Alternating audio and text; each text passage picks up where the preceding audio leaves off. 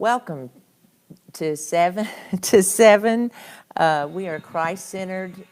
We are Christ-centered, and we're having some technical difficulties right off the bat, so we're going to get all that out of the way. It's gonna happen. But again, welcome to Friday Night 7. We are a Christ-centered recovery group, and we're glad that you're joining us tonight. I am Carol, recovered alcoholic, and tonight I have with me, Janice, I'm the prayer coordinator for 7. And I'm Angie, an alcoholic and addict. and we are going to let you know about the meetings that we have going on online, since we're going through a change in season since Corona has come to visit us. Things are a little different for all of us, but we still want to come together in whatever way that we can meet with everybody. On Monday nights, we have our sister group in Craig, Colorado, that joins us at 8 o'clock, so you can do a meeting with them on Monday nights. Then on Tuesday night, Marcella is still doing the Big Book study at 7 o'clock. And then our sister group in Alaska, it's called Changing Lanes, will come on at 9 Central, and Sister Darlene will be leading that group, I think, most of the time. So that will give you Monday and Tuesday, and then on Wednesday, of course, POA. You can watch us on POA.church. You can watch us live and join us for service on Wednesday. Thursday night will be a discussion meeting at 7, right here at the same place. Friday night, here we are on Friday night, is generally a newcomers meeting. And then Saturday night is a speaker meeting. And of course on Sunday, and this is Easter Sunday, we would especially invite you this Sunday to join us for our special Easter service celebrating the resurrection of Christ, who is our strength in all that we do. The first thing I'm going to do is ask Janice, our prayer coordinator, to talk a little bit about our prayer ministry. This is something we actively do when we're able to all get together, but since we're not, we don't want to lose that because that's a powerful part of this ministry is prayer. It was started on prayer, it's continued on prayer, and that's where our strength is our prayer and our connection with God. So I'm going to ask Janice to talk about that. Of course, we are not using our prayer boxes at this time since it's difficult to get to the prayer box. But the prayer room is still open at POA, and if you ever need any prayer, you sure can go in there. Someone will be there all the time. As far as 7 Ministry itself, we want to make sure that you understand there is a prayer request phone line where you can text your prayer request. So far, we haven't had a lot of activity on there, but we're hoping we get more. And the number there is 619-738-3677. And I'm going to repeat that if you have a pen and you want to write it down. 619-738-3677. And we'll be sure to pray for any prayer requests we get.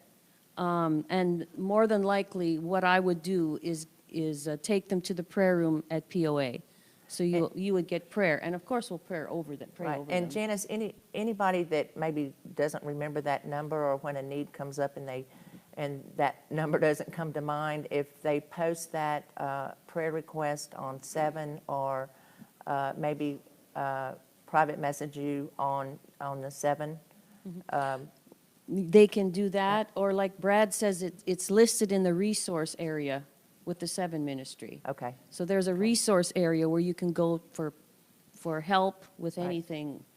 Because there are people in the 7 core community that definitely want to support anybody out there that has a need. So we don't want that to fall through the crack. So I want to draw attention a little bit, seeing as how I'm speaking here, and talk a little bit about your strength with prayer. And I call Psalm 91 the coronavirus antidote because when you read it, it's just so full of strength and peace for us. And I did a little study on it because I wanted to know where the secret place of the Almighty is, because it says, "He that dwelleth in the secret place of the Most High shall abide under the shadow of the Almighty." So I went to a Hebrew scholar, and he said it's an ascended place of rest, being lifted up above the madness of this fallen world.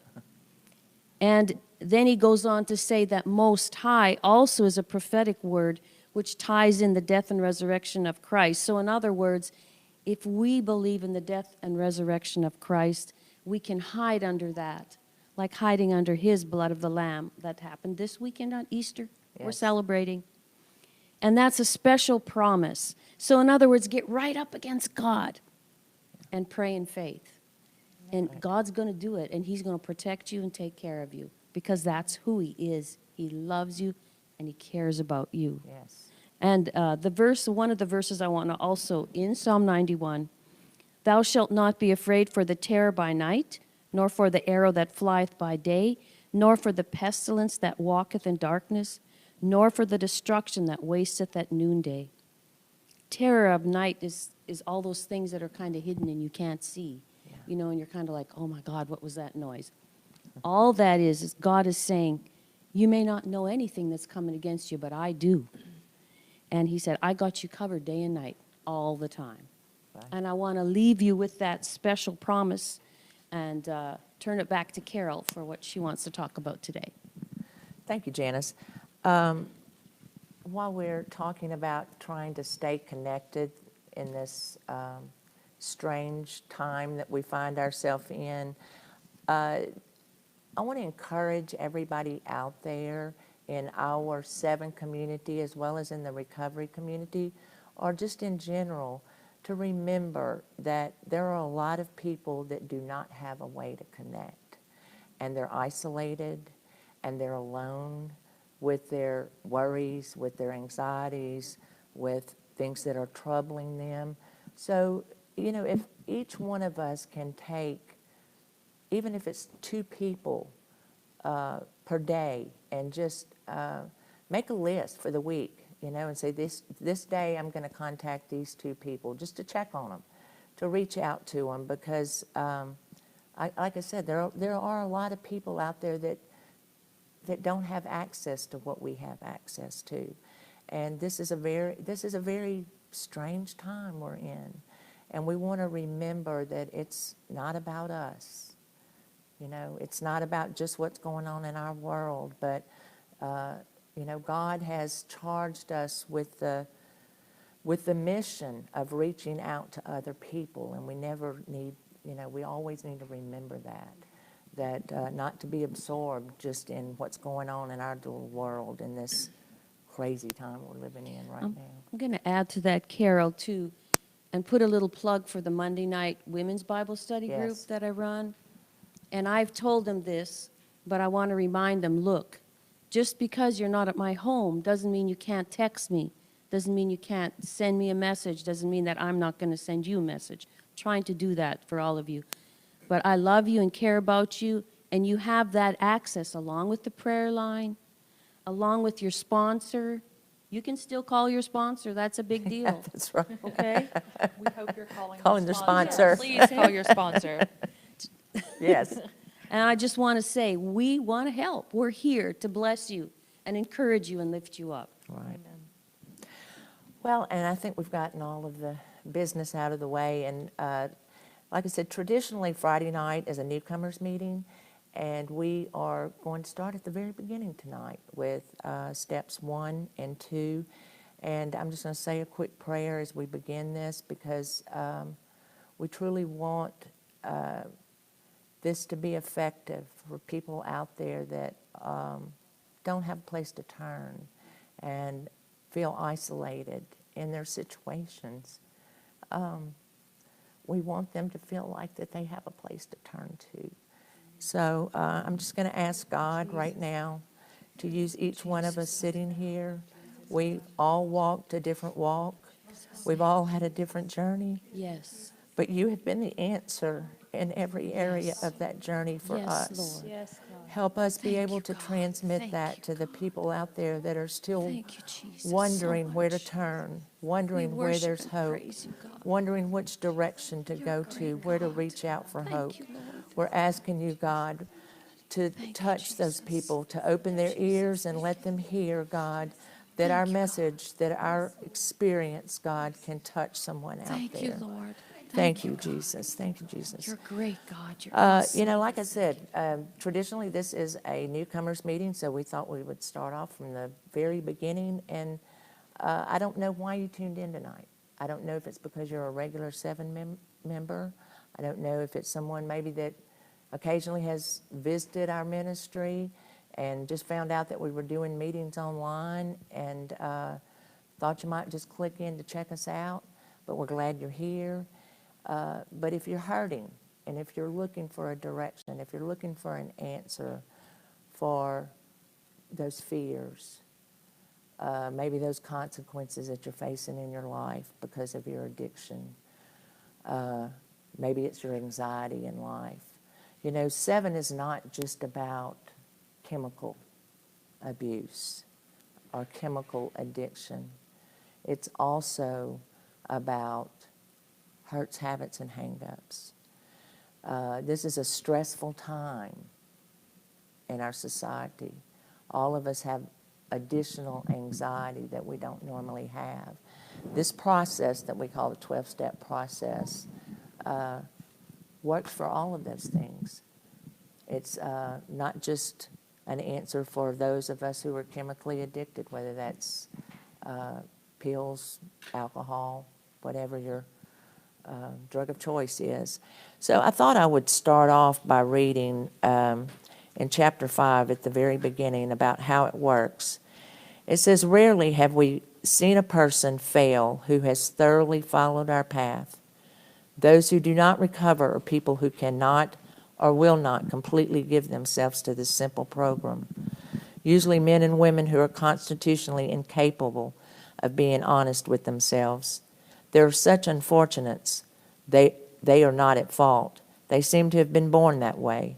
They are naturally incapable of grasping and developing a manner of living which demands rigorous honesty. Their chances are less than average. There are those, too, who suffer from grave emotional and mental disorders, but many of them do recover if they have the capacity to be honest." And I'm going to skip down for time. And it says, remember that we deal with alcohol or whatever the issue is in your life right now, which is all cunning, baffling, and powerful. Without help, it is too much for us. Sometimes whatever that situation is in our life is too much for us alone.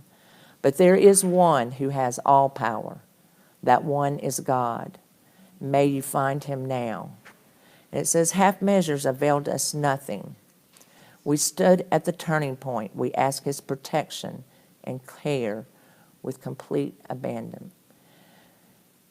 And here are the steps we took, which are suggested as a program of recovery. And with that, we're going to talk about step 1 and step 2.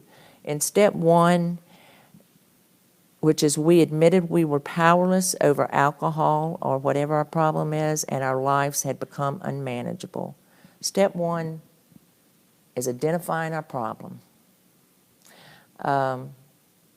Angie, what first motivated you to seek a solution to your issue in life? For me, I had been in and out of prison and in and out of my addiction. I would get sober for a minute and then I would turn right back to drugs. So sitting in prison for the 5th time, and not for 30 days, I'd been there probably 8 months the last time I was there, I decided that I could no longer live the life that I was living. The minute that I got out of jail, I always went right back to men, dope, whatever that situation was. And I knew I had to change something, but I didn't know what that change was. I had no clue how to get the change that I was searching for. But I knew something had to change. Change. Something had to change.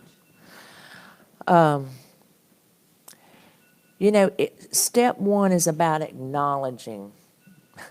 It's about acknowledging that we have a problem and that our life is just out of control. That no matter what avenue that we've tried to take to fix our problem, it hasn't worked. You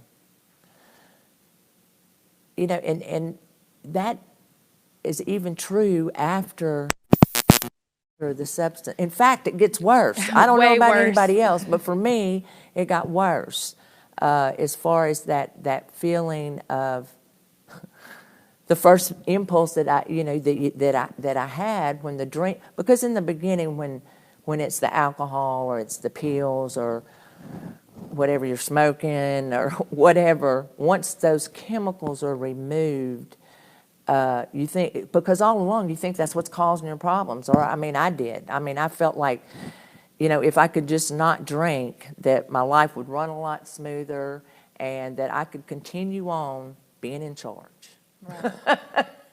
Which was the whole issue.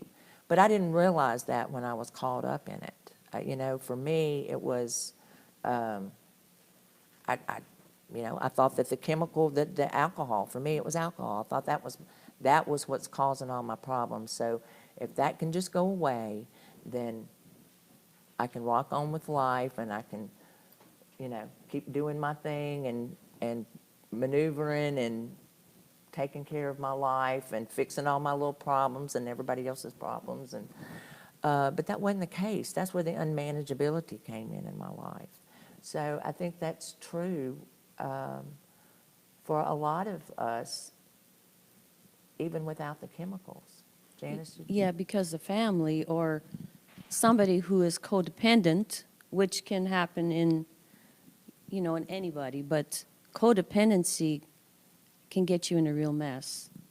And I remember the first time having to yield to God and understand that He had the answer for my codependency. If I was going to be codependent, I can be on Him.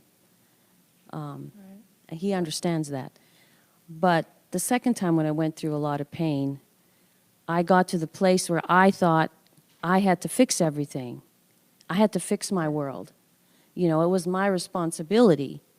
And what happened because of it is I became a judge. And God's the judge. You can't be a perfect judge. Only God can. And He had to stop me in my tracks by saying, are you the Savior? Because I was getting to the place where I was deciding who should be saved or shouldn't be saved in a way. Right. And definitely that made me stop and go, no, I'm not the Savior. And peace rolled over me, realizing I can give it to Him. I don't have to be the one that fixes everything or judges everything. That's His deal, not mine. And so, yes, giving it to Him and acknowledging I'm helpless. Right. And that's okay because I can let Him be the one that does the work. Right. You know, when we talk about the powerlessness and the unmanageability in our life, that's a difficult thing. It's a difficult thing. I don't know about for anybody else. For me, it was very difficult for me to admit, you know, in the very beginning, what introduced me to this process was my alcohol use. Admitting I was an alcoholic was a difficult thing to me.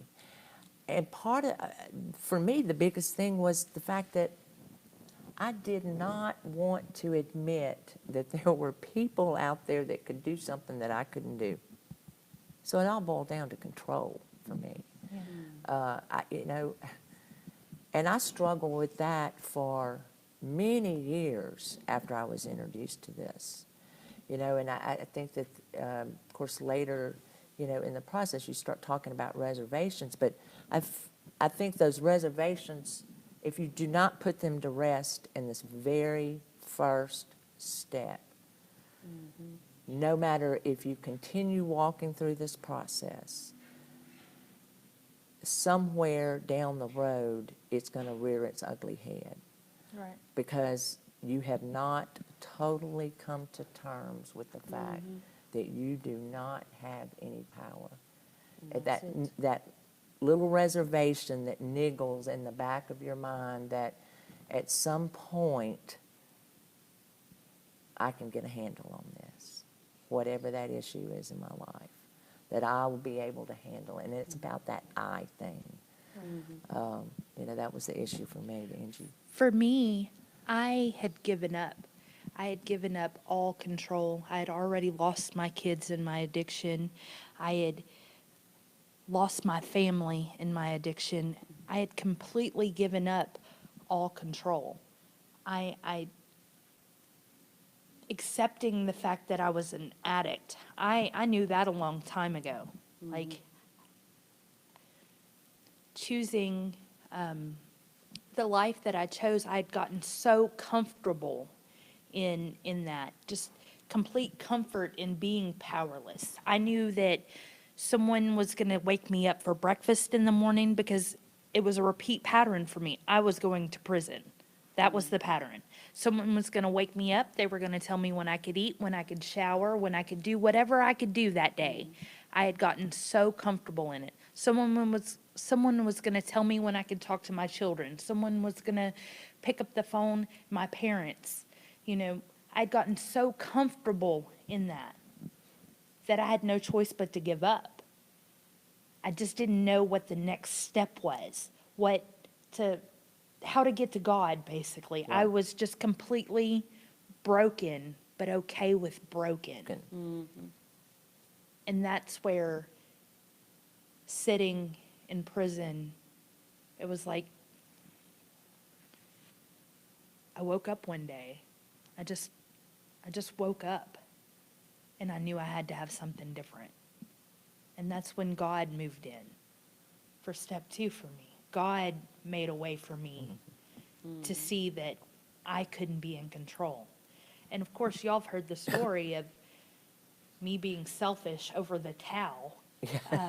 For those of y'all who don't know, I was being really, really selfish, and I'm a chunky girl, and they have really fluffy towels in prison ministry, and I was being so selfish that I knew if I'd get baptized, I'd get a fluffy towel. And that's how God uses even those selfish moments to step in and change your whole life. Your whole life. And I'm so very thankful that he did that for me. And what you're just sharing is what it took for you to be willing. Yeah, definitely. Definitely. And that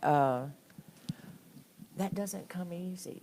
I don't think that comes easy for any of us to totally surrender and become willing, because change doesn't happen without that willingness. I mean, that's... I think I'd like to point out, too, I thought that was really great what you said about the towel, because God will meet you where you are. Right That's where it. you are. And Right where whatever you you are. need, he's going to do it. And it can be the craziest thing, That's right. that he'll use to speak to you. It's okay. Right. It's okay. And right where you are right now listening to this, He'll meet he you there. sees where you're at, and he wants you right now. Yes. He cares about you right Right. now, however you are. That's right. And that, to me, is just so awesome about God. That's I right. love it, because in all my imperfections and all my Right. silly ideas, you know what? He still loves me, He and he still has a loves place for me. That's right. And you have a place with him. That's right. You can work these steps, and you can do it, because he's right there hanging on to you and just guiding you through all the things that kind of hang you up every once in a while. Right. It's okay. Yeah. It's going to work out. It's going to work out. One of the other things that when I was reading through this material again, and I was thinking about those first two steps. I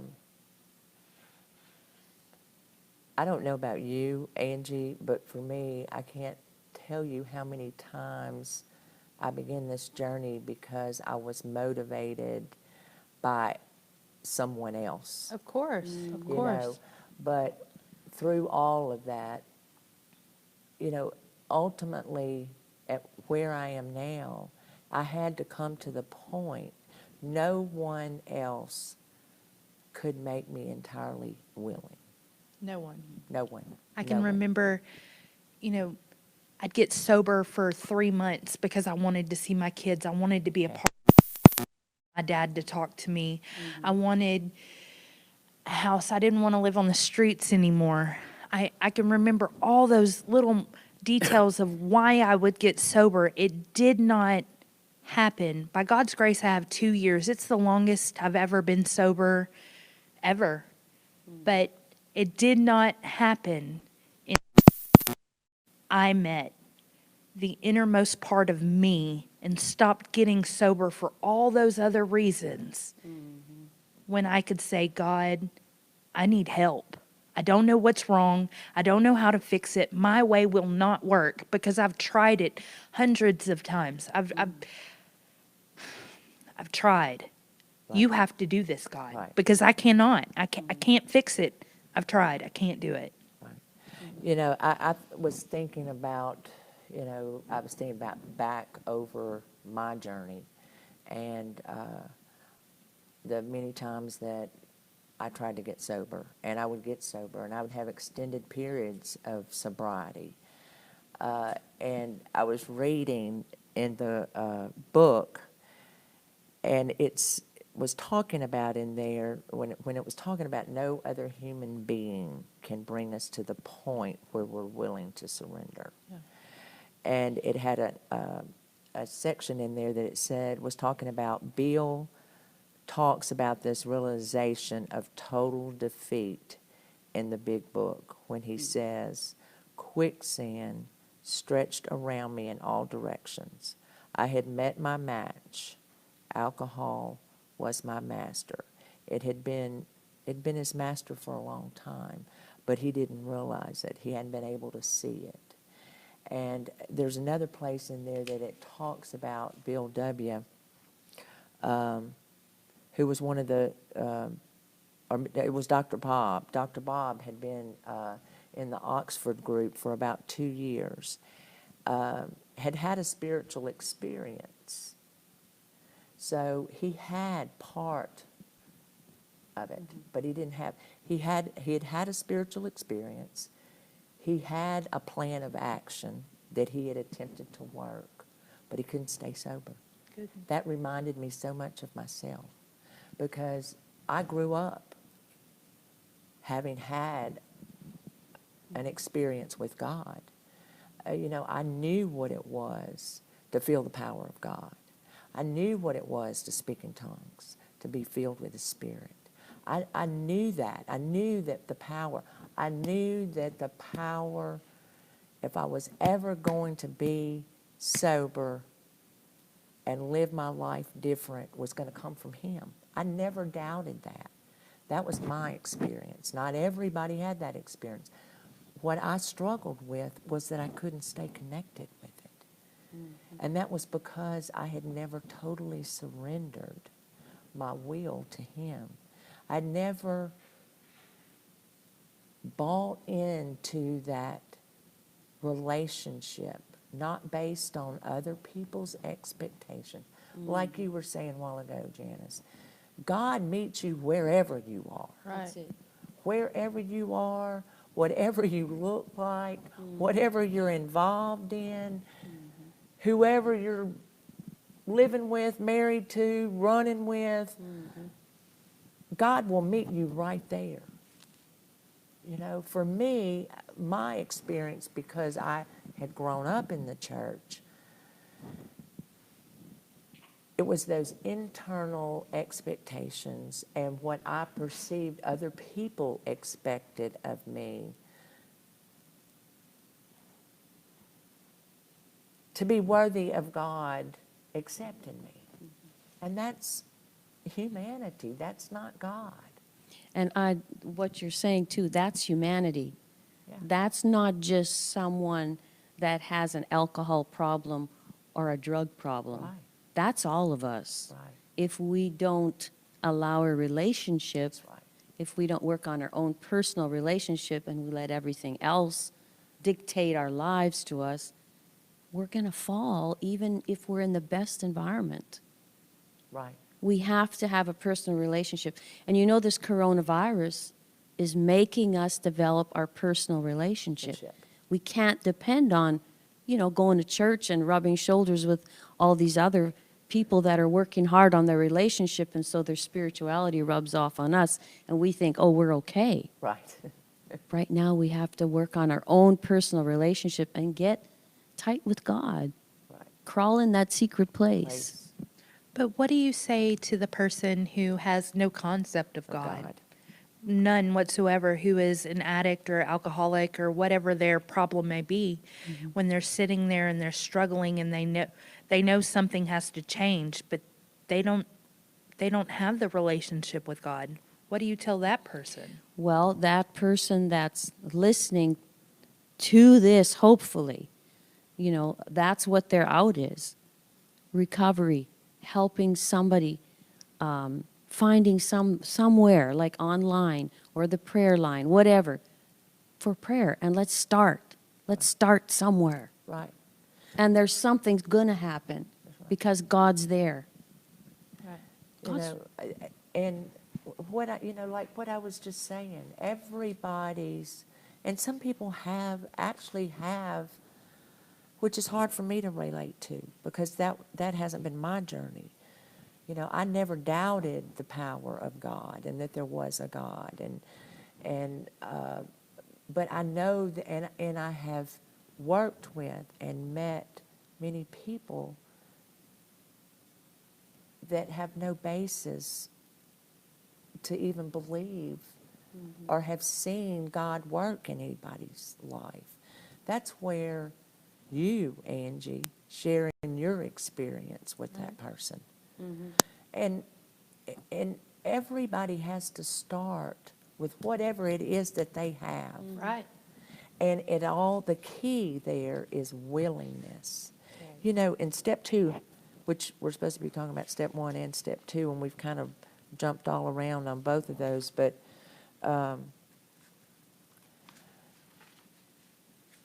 in step 2, and I'm jumping all around on my pages here, that we came to believe that there was a power greater than ourselves that could restore us to sanity.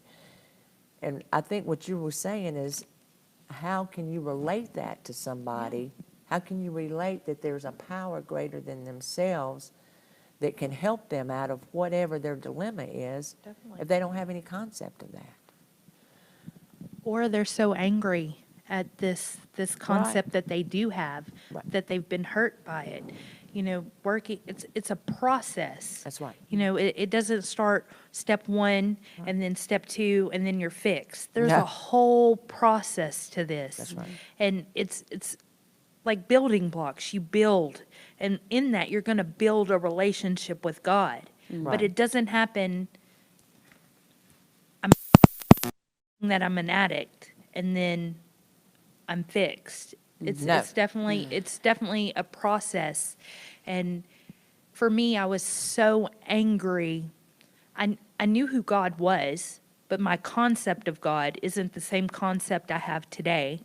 But I was so angry at the concept I had of God for taking my children, for taking my stepdad, for making me an addict, for making me the person who I was. Today, I'm so very thankful for the same reasons I used to be so angry, because it's allowed me to be the person that I am today. And I'm thankful for the same reasons that I was so angry in the beginning at. Right. And So what you're saying to the person that doesn't understand and is just doesn't know what to do with themselves in their problem is take one step. Definitely. It's one step at a time. One step, and this is where they start. That's it. You know, is number one, admitting that there's something outside of themselves and where they've been has got to help them. That's right. Because what they're doing and where they've been Isn't working. has not worked. So in the beginning, it may, it may be the fellowship. And right now, the fellowship's a little strange. But that's why we need to pick up the phone. That's why we need to stay in contact with people by whatever means we can. You know, sitting in a parking lot in your vehicle having a conversation with somebody, if that's what it takes.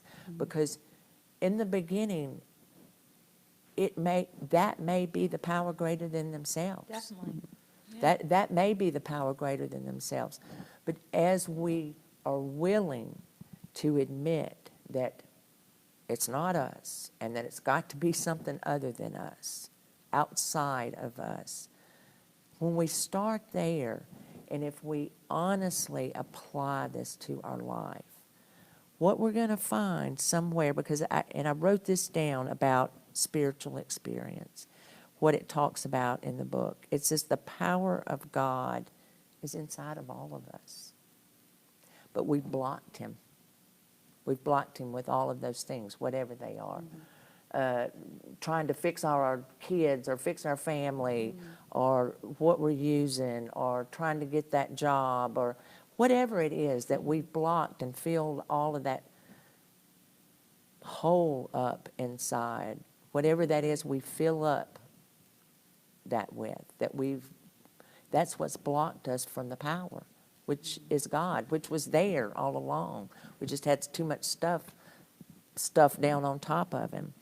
I'd like to say, too, that I have been so impressed with so many of the things that are online right now, too. Personal testimonies. Yes. And that's your help. That's Right. where you can look. Okay, that's what happened with Bill W. His friend came and said, "Hey, look what happened to me." Right. And he went, "What in the world? You know, this is something, I got to check it out." You have that opportunity.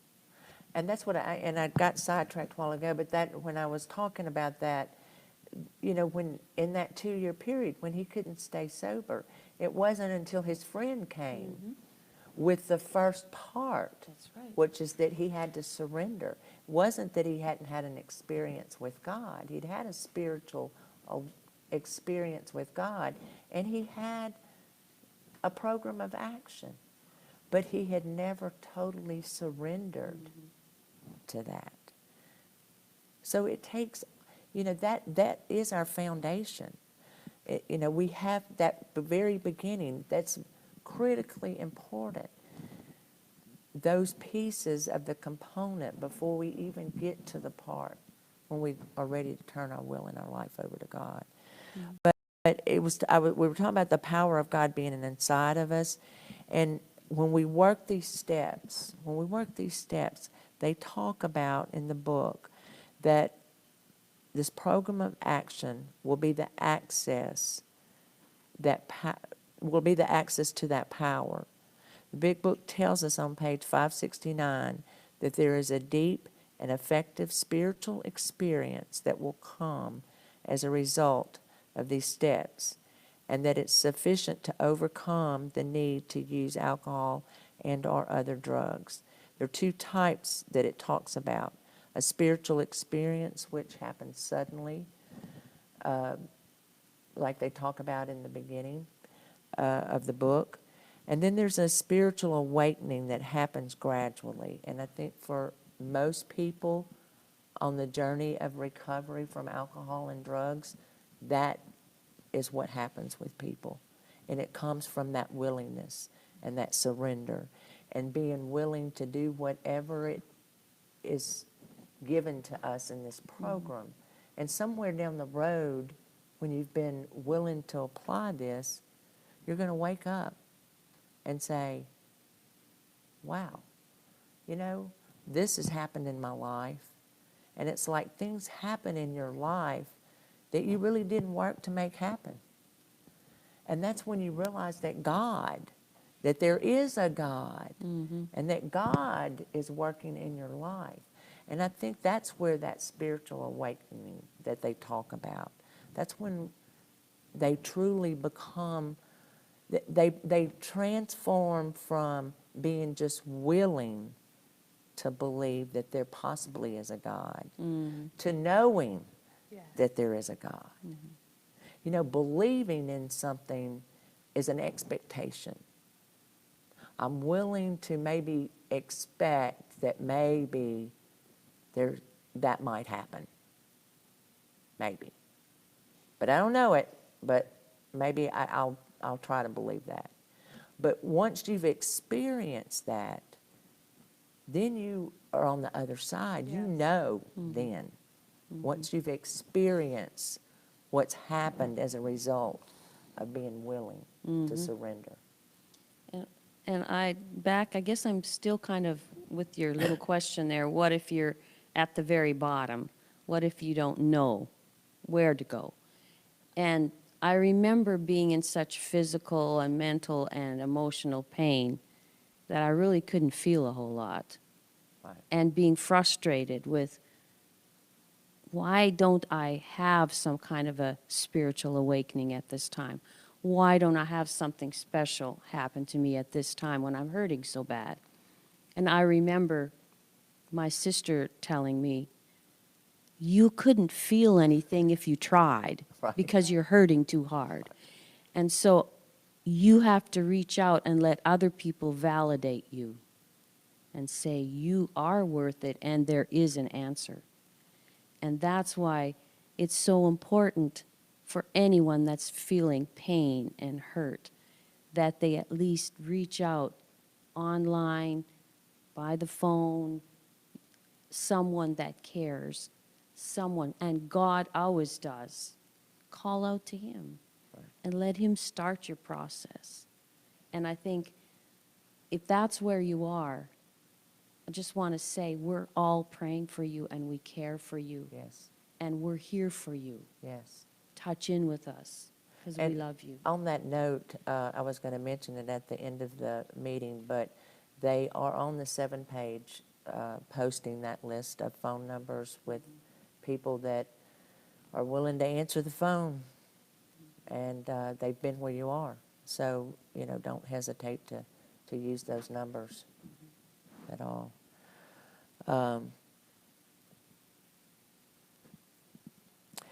You know, talking about learning a basic principle of learning anything is that we have to start right where we are with whatever it is that we have. Right. You know, and if you're starting right now today with just the knowledge that you know that your life cannot continue going the way it is, and that you've tried everything within your power to fix that, and you can't, and you're looking for another solution, then pick up the phone and call somebody. Yes.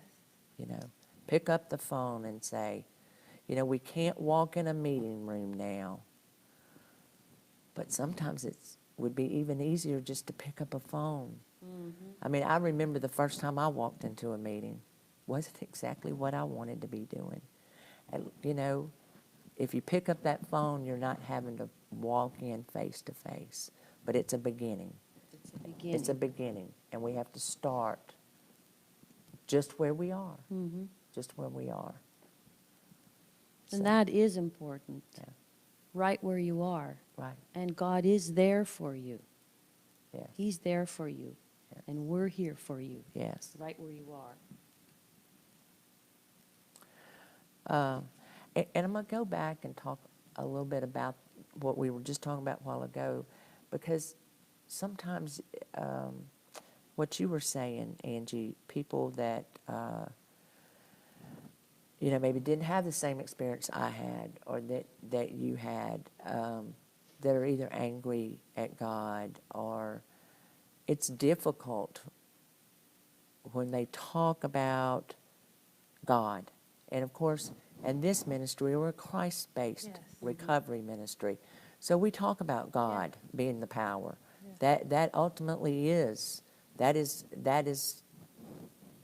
Our the power. all-knowing Yeah. power, the almighty power is.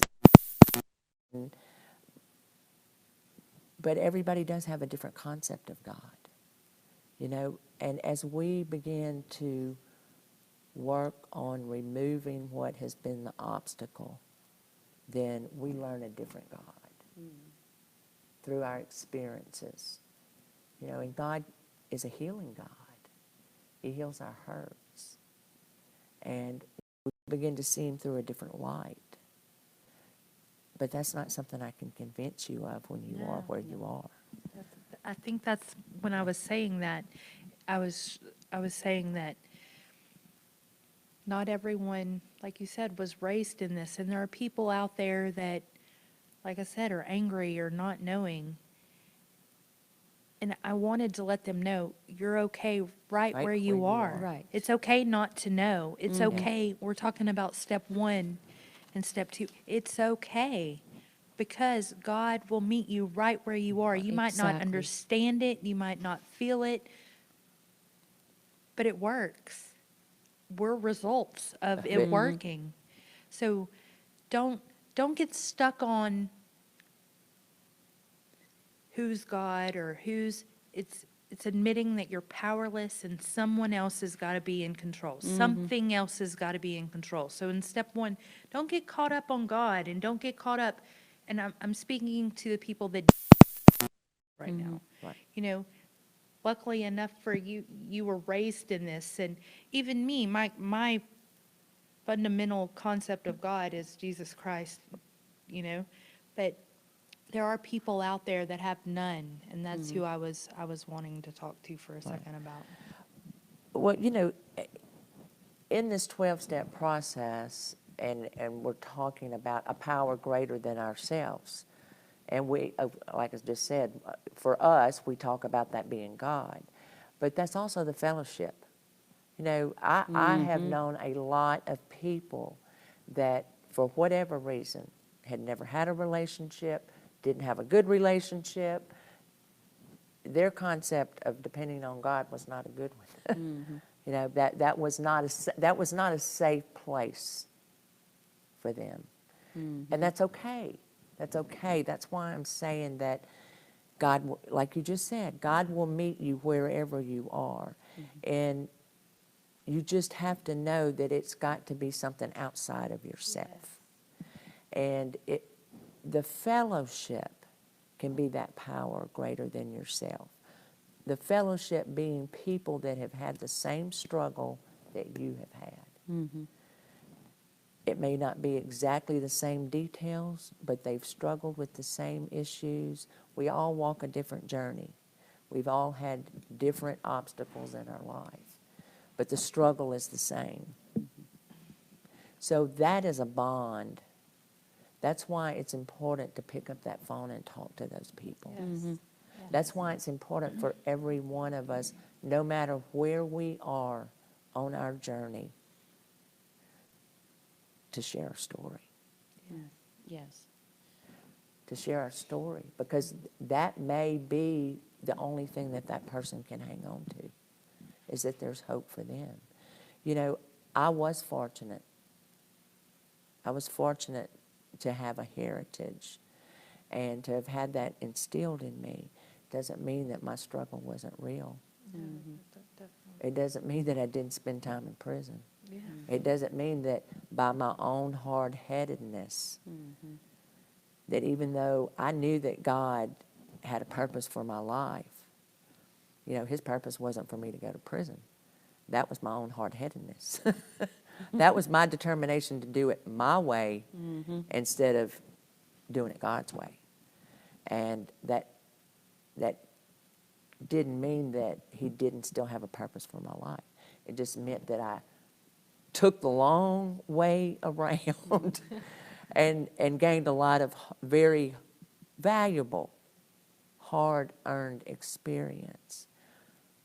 But God didn't bring me back to where I am, or He didn't, not back to, but He didn't bring me to where I am for me just to be okay. He didn't bring any of us on the journey that we've been on just for us to be okay. That's remaining, operating in that self-will and that self-centeredness of it's all about what's going on in my world. And that's not true. That's why we have to never forget where we came from Yes. and never fail to share that with somebody else who's struggling, because that's hope. I think that's very important that we remember where we came from. Yeah. And always have an attitude of gratitude. Yeah. And also that helps. I want those to know that none of us have made it yet. Right. We're all working together. And if you can remember, we are working together. And God is not some set concept that we have. He's too big for that. Right. He's just going to meet you where you are, and he's going to be who he is to you that you need. Yes. Moses had a burning bush, okay? That was his big encounter. In the Bible, there were many different ways that God spoke to people. And if you, in real life, there's many different ways that God, I have seen him use many different things to reach to people. And don't be afraid. Don't let, like Angie said, don't let your concept of God get in the way. Right. That's not what it's all about. Right. He just wants to be there for you and give you the strength and the peace and the serenity that you're craving, that you need in your life. And he will do it if you will be surrendered to him and if you will understand, I can't do this on my own. I got to have help. I've got to have help. And it's time that I look for help. Right. And that's what all of us in a fellowship are for, Right. is to give you strength and hope and peace. Well, this is, I think all of us, this is our first experience at our new meetings. So we're talking to each other. We're really talking to y'all too, but y'all can talk back to us if anybody wants to. We do have somebody monitoring, so if anybody has any questions or question about maybe our journey, or we'll be happy to try to address those if you have something to talk about. Otherwise, we're just going to keep talking because we're all talkers. And the Psalm 91 was written by someone that went through a lot of struggles. Yes. He was a little old shepherd boy that just worshiped God, watched the sheep, and then was anointed to be a king, and then got thrown into all kinds of really negative situations. And then that's why he could say, there is a secret place in God because I found it. Right. You know, he really was a refuge and a deliverer for me. And I'd like to suggest, if nothing else, pick up the Psalms in a Bible and start reading, and you'll Yes. see people that went through some really bad struggles, but God was there for them. And it's Right. a start. It's a Right. start for you. And you're talking about David. Yes. But it's funny that you mentioned that because I was watching something online just this week, and it was Brother Arnold, and he was preaching about David, and he said, you know, he was just this happy little shepherd boy out in the field, minding his own business, tending to his sheep, and then. Then life happened. Yeah, then life happened. then they come along and say they're going to anoint him the king. Yeah, right. And he's like, and then all his problems started. That's it. All of his problems. Then the king that was there wanted to kill him, and you know, and he's like, I just want to go back and mind my sheep, and that's life. That's life. You know, that's life. I mean, he was just going along doing his job, and then wham, life hit, and. You know, we're hit with things that we don't know what to do. And going to God and asking Him to intervene for us and help us is the only solution that we have. So, says we have 5 minutes. I guess nobody wants to talk to us. I don't think anyone's commented. I don't think so. Well, I've enjoyed my talk, I've enjoyed it too, and my time with you all. as we're and Dan, I want to make sure that that I get this in. That tonight we have tried to be talking about steps 1 and 2. Admitting that we're powerless, that our lives are unmanageable, that we don't have the ability to fix it, and that we need a power greater than ourselves. Tomorrow night is going to be Blake Tullis, and he is going to be talking about step 3, which is making a decision to turn our will and our life over to the care of God as we understand Him, and he's going to share his personal experience in his life, which is an awesome testimony. And if anything, take a step. Take a step. Let's just say, take a step. Take a Take step. a step. Go for it. Take a step. Pick up a phone. What else do you Yes. have to lose? I mean, if you're Yeah. out there That's in right. that, if you're out there and you're struggling and you've tried everything else and none of it has worked, none of it, because it's not going to work. Why not try this way too? That's right. Angie, I know your name's on that list. I don't know if my name's on that list, but I think everybody in southern United States has my phone number. If they don't have it, they can call the church and get it. Janice, the same way. So pick up a phone. I mean, we're here talking about that tonight. So if you feel comfortable calling us, we're ready to pick up the phone and talk. And I know the other people on that list are too. And there is hope. There's hope. I think that's, if anything, when you walk away tonight or you turn off that device that you're watching, I want you to know that there's hope. There is hope that your life can be different. We're all living testimony. And like this group, it also involves hang-ups and habits. And I know for myself in my life, there have been many people that were ahead of me that I watched, and I saw how God worked in their lives, and it helped me. We're here to help you. And we love you. We care about you. And we God don't, bless you. Yes, and we don't want to close the meeting. If there's anybody that would like to be baptized in Jesus' name, you can call. Phone numbers work the same for that. And again, please join us Sunday for Easter Sunday online at POA Church. I know that our Passover service was awesome, and I know that Sunday is going to be a glorious time of celebrating the resurrection of Christ. So, POA. Yes, POA.church is your where you can go Yes. to visit church online. And 6 p.m. Messiah. Yes. Yes. I will be there too. So that will be a blessing for you all this evening. Yes, watch. We can watch that at POA Church on Sunday night. They're going to have, at 6 p.m., they're going to have the Messiah. So that won't take the place of our production that we're not able to do this year, but it is certainly a wonderful thing to have I want to leave you with this. The coronavirus cannot stop God. No. So we God will is have bigger. church, and we will have Messiah, and we are going forward. Right. God is bless bigger you. than Corona.